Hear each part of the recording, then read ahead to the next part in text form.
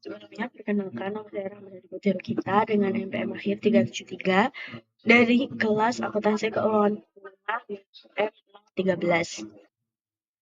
Di sini kita memiliki soal, yaitu soal investasi, di mana kita punya investasi awal sebesar 12 juta dengan bunga sederhana yaitu 10% per tahun. Nah, yang perlu dipahami dari bunga sederhana ini adalah bunganya itu selalu dihitung dari pokok awal, tidak peduli walaupun saldonya sudah berubah. Jadi, tiap tahun bunganya tetap 1.200.000. Nah, di tahun kedua ternyata ada penarikan sebesar 2 juta rupiah. Jadi, saldonya turun. Tetapi pada tahun ketiga bunganya tetap 1.200.000 karena dihitung dari 12 juta yang tadi. Nah, hasil saldo akhir tahun ketiga adalah 13.600.000 rupiah. Nah, sekarang kita akan masuk ke soal kedua, yaitu soal bunga majemuk. Investasi awalnya ada 8 juta dengan bunga 12%. Nah, bedanya dengan bunga sederhana, bunga ini tuh dihitung dari saldo tahun sebelumnya, bukan dari saldo pokok awal. Jadi, semakin besar saldo, semakin besar juga bunganya. Inilah yang disebut dengan bunga yang berbunga.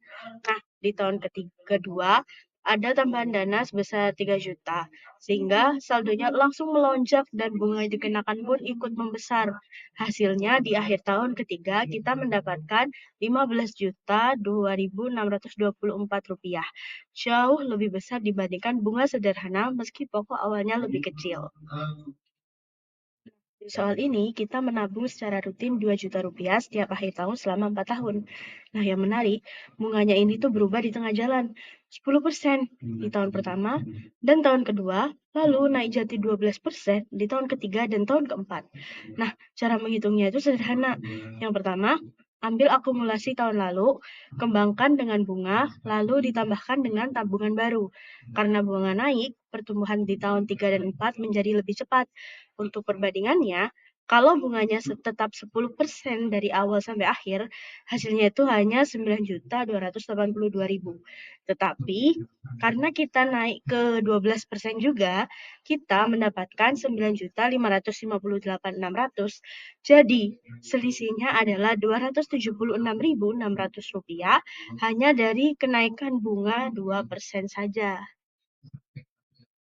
Soal ini adalah kebalikan dari soal sebelumnya. Kita tidak menghitung nilai masa depan, tapi nilai sekarang dari uang yang akan diterima di masa depan.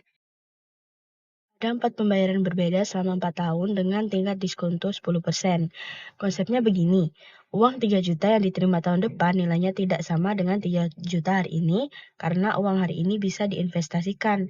Makanya, setelah kita kalikan dengan faktor PV untuk menarik mundur nilainya ke hari ini, setelah semua dijumlahkan, total present value dari keempat arus kas tersebut adalah 13.884.000 rupiah. Nah, soal terakhir ini yang ditanyakan bukan berapa hasilnya, tetapi berapa lama waktu yang dibutuhkan.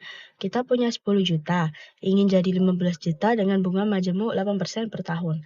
Nah, caranya adalah kita gunakan logaritma dari persamaan FV sama dengan PV dikali 1 plus R pangkat N. Kita cari nilai N. Hasilnya adalah 5,27 tahun. Artinya, jika dibulatkan, butuh 6 tahun penuh agar investasi kita bisa melewati target 15 juta. Ini menunjukkan kenapa mulai lebih awal itu penting, karena waktu adalah salah satu faktor yang paling krusial dalam time value of money.